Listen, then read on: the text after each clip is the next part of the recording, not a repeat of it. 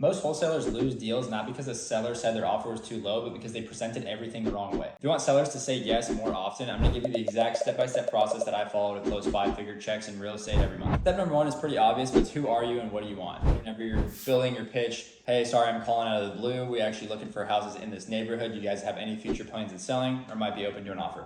This can be pretty basic. Anything you're doing depending on the lead to show them that you're a local investor, you're in the area, and you're open to buying their house for cash. Because if people are just open to an offer, they have no motivation to sell, you can get past this and move on to the next call if they have no future plans in selling. This goes into step 2, which is super important, building rapport and making someone laugh. So many people get straight into business, they sound like a robot, and they're going through call after call, and they forget to act like an actual human being and have a genuine conversation with someone on the other phone. Do not just rush into the pitch or figure out everything about the house. See how long they've lived there. I like to make a joke if they've been there for 30 years. Oh, so you're just unpacking your bags? Build conversation, see what you have in common, why they want to sell, how long they've been there, what can you do to make them laugh? Oh, I can't complain. How are you? The weather's great, life's good. Have some sort of energy, but if you can get someone to laugh, your odds of making that deal happen and them liking you goes up significantly. Do not skip number 3, because right here, this is going to set up your framework for the entire call so that you can actually close the deal at the end. And this is number 3, which is pullback and credibility. We're not here to buy every single house.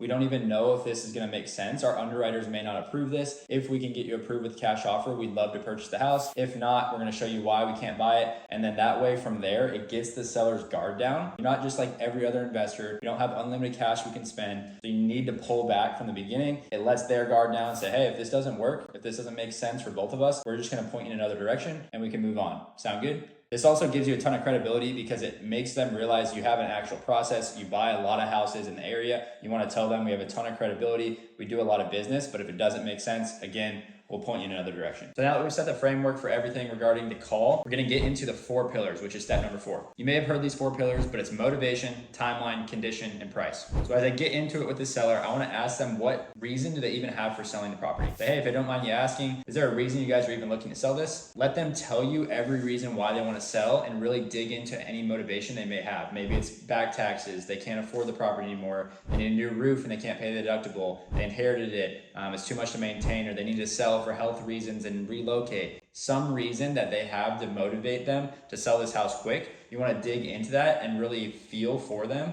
so that you can understand why this needs to get off their hands. This also helps you because if there's no motivation right off the bat, I don't have to go through every other step at the end and really spend all this time with someone that's not going to be a qualified lead. This goes in the second part of the 4 pillars, which is the timeline. This goes pretty hand in hand with the motivation, but at the end of the day, Miss Homeowner, if you could, wave a magic wand, how quickly would you want this house to be sold? If they say yesterday or ASAP or tomorrow, obviously this person's even more motivated. If they just say, in the next couple months, we're not that motivated to sell, you can kind of dig in from there and see if there's any other motivation. But ideally, you want a timeline on how quickly they want it to be done. It kind of is a nice gauge of the motivation, which you tried to find right before that. This goes into the third thing with the 4 pillars, which is the condition. So this is when you can start getting the nitty gritty of how the house looks. Has it been updated at all? Have you updated anything in the last 10 to 15 years? How is the 5 majors? So really this is like the roof, the foundation, the plumbing, the electrical, the HVAC. So that's the air conditioning. How are those major things that are gonna be very expensive whenever someone goes in to fix and flip this house? So get them to tell you about these. You wanna be conversational and not just like a robot one after another. Find a general idea of how the condition is and let them tell you what they've done or replaced and really what they need to fix. If you had 50 grand in your pocket, Miss Homeowner, what do you think you would do to repair this house? Condition is huge because the more things they can say that is wrong with the property is them mentally bringing that price down, because it's all the things that you're gonna have to do as an investor to fix up that house or whoever it is that's gonna be buying it. This goes to the last part of the 4 pillars, which is price. Ultimately, at the end of the day, if we could buy this as is, pay all the closing costs, there's no commissions to realtors, and we can meet it on your timeline. Did you have a number that you're expecting to get? And I ask it like that, like expecting to get, and then really try and get them to give you a number. Whoever gives a number first loses ultimately.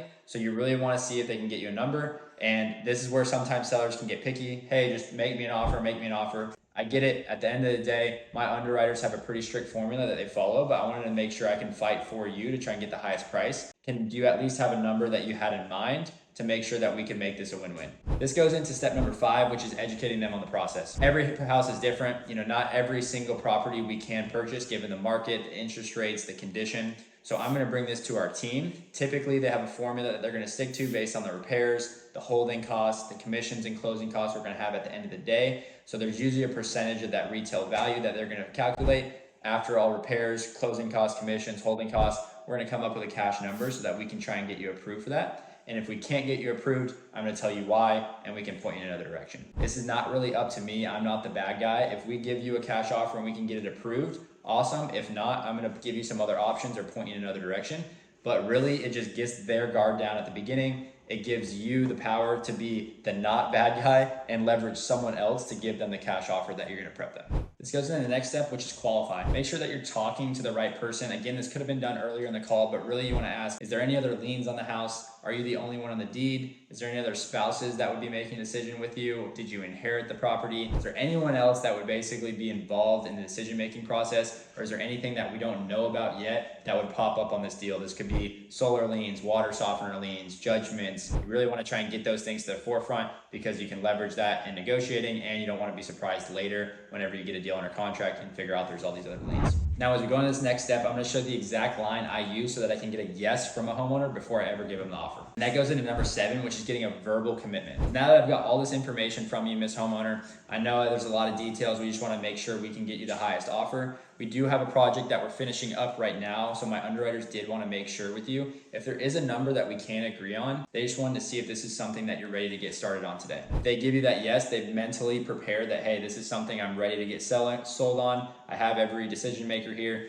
and now let's go see what our underwriters can do to get this process started. That goes into number 8, which is hold and wait. This is a fun one because I got all the information from you, Miss Homeowner. I have my underwriters right here in the office. I'm actually gonna run all this information by them just to see what number we can get you approved for. Just give me 2 seconds. I'm gonna throw you on hold and I'm gonna see what we can do. And then I put that thing on mute. We make sure and double check with all of our comps. We've hopefully already done this with either you or your team. You're seeing what the ARV is of houses. So what is the after repair value of all the houses in the area? If this is in perfect shape, what is it selling for? Any as is comps, right?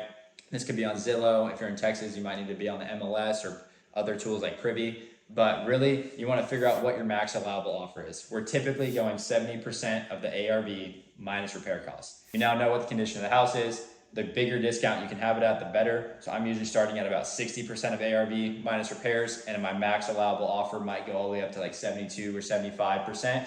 Knowing my market, I might have buyers at 80% of ARV minus repairs. I'm prepping this in the background, running all of this, really solidifying it, but the goal is also to have them wait and kind of be sitting on the edge of their seat to see if we can even get them approved of a cash offer. The huge part of the hold and wait, again, goes back to the pullback. They are the ones selling the property, but you want to put the control in your hands to see if they can even get approved from an offer. When we come back right now, I pull them off a hold. Hey, Miss Homeowner, I actually got our underwriters to get you a cash offer. It was quite a bit higher than what I was expecting, so that is good. You never want to give them a round number. I always say, hey, we actually got you approved for that cash offer to meet on that 3-week deadline or that 4-week deadline. It's going to be $108,435. I sit there and wait. I let them say the next words because I really want to let that sink in and sit. It's going to be uncomfortable, and that's where a lot of people that haven't been in sales or they don't like these uncomfortable conversations are going to want to say something. You want to sit there, give them that cash number, and let it sit. If you've gotten all the way here, they have interest in selling, probably not going to hang up on you. At the end of the day, you can always call someone back and say, oh, okay, we really wanted to be at this number. Whatever the case is, you really want to sit there in silence. The power of having the hold and wait is giving all the power to us as the investor and the underwriter, almost like they're applying for a loan, right? They're applying for this cash offer. I want to make sure we can even get them approved. So it gives all the power on our end, and then it gives us all the negotiating power whenever we give them that cash offer. This is where we're going to go into number 9, which is the renegotiate or the pivot to the different exit strategy. At the end of the day, they're probably not going to be super excited about your low cash offer. If there's a ton of motivation, they may take it, or maybe you gave them too high of a price and you realize you could have gone lower. If not, expect them to say no, expect them to have some sort of questions or hesitation, and be ready for these next objections. Typically, they're going to say, well, we really wanted to get to this price, or, I don't know if I can just go that low. I only owe 100 grand on my mortgage. And now it gives you more information if you didn't get that prior about what they're really trying to get to. So I can see if I can just negotiate a little bit more to get them to your max allowable offer. But I'll use that and I'll tell them, hey, at the end of the day, I know I want to get you the highest price.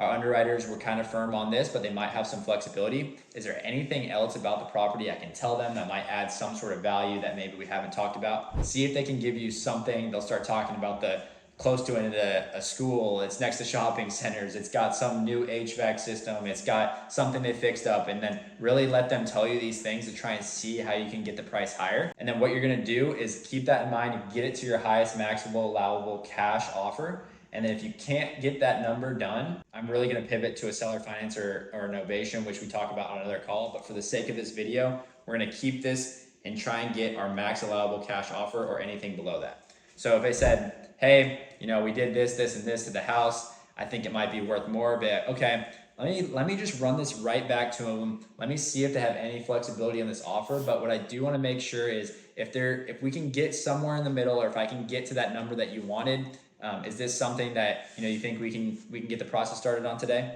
And then get that yes again, put them on hold round 2.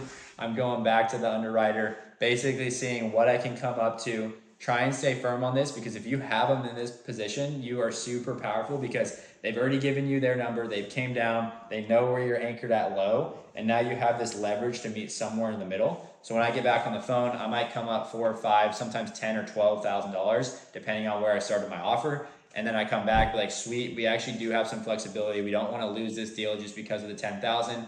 We do have a project finishing up, so we were able to get you to 118, $11,000 in whatever cents. From there, you really want to assume the close. And this is where we're going to go into step number 10, which is the close. Like, awesome, I was able to get you all the way up to that number. Really what we want to do though, so we can get the process started and do this on your timeline, is we're going to have to open up everything with the title company, make sure that you're the one on title, as you said, there's no other liens, and that we can really get this done when you want to get it done. I cannot emphasize this enough to get the deal closed and contracted while on the phone. Do not shoot over an email to someone with an offer in hand and then get off the phone. Your chances of closing that deal go down by like 80%. I don't know the exact numbers, but it almost never happens when someone's gonna read over a contract and then just continue to sign it. You wanna make sure you walk them through it, answer any questions, and really just make it super easy and seamless for them to complete it. Watch it come back to you once it's signed. Tell them, hey, we're good to go. We're gonna get everything sent to title. If you have any other questions, prep them for anything else you need post-closing, but make sure you send that contract while you're on the phone with them, walk them through, and just make it an easy process. Whenever there's important information, I like to have good conversation, make them laugh, ask about anything else as I build rapport. These are the 10 steps you need to close a deal. Not every single deal will follow the exact same flow from 1 to 10, but I do like to cover all 10 of those things no matter what the deal is. If you guys want to see me close a live deal and go through all of this step by step, watch this next video right here.